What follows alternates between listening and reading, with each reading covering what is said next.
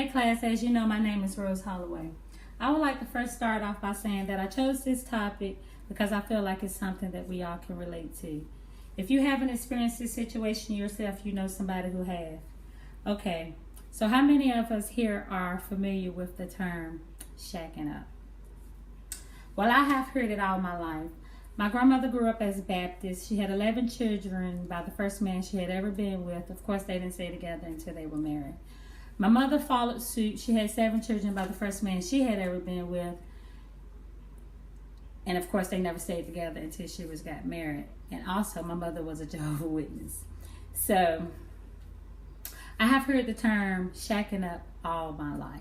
Like all my life. So, how many of us here is familiar with the term cohabitation? It means living together before marriage, engaging in sexual activities with your partner. In 2008 study, Rutgers researchers found that cohabitating couples tend to have a weaker sense of couple identity, less willingness to sacrifice for each other, and lower desire to see the relationship go long term. I have to say I disagree with Rutgers that cohabitation to me is very necessary. I mean, come on, I don't know how you grew up in your parents' house, but back in the day when my grandparents had a farm with cows and pigs and all that stuff, they had a freezer and a smokehouse full of food. Today, you can't even get a gallon of milk for $3. So I say all of that to say that you need to know that you could be with somebody that's going to help you when things get hard financially. When things get hard for you financially and you are cohabitating with your partner, you can see if they're going to stick by you when times get hard. If that car payment due and they bail or just don't care because their car's still running, just let your car go back. You don't need to be with that person. You can put yourself out of a situation that could have hurt in the long run. So I say that you need to find somebody that you know that's going to be with you financially stable, and cohabitating is the perfect way to find out about that.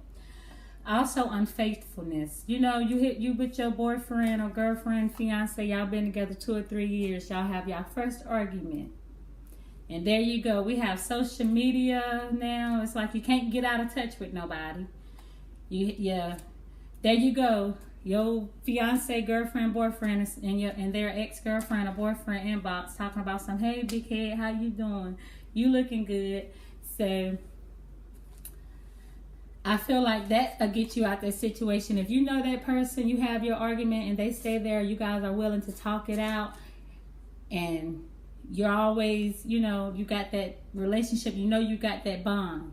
And you're not bumping heads, you're not fussing about the dishes in the sink because the dishes and all, you know who's to do the dishes, who do this, things are not just set up for women and men, for the women to stay at home barefoot and pregnant, and for men to go out and do work. Now it's too expensive, which goes back to the financial thing. So it's going to always come back to that in all situations in today's world.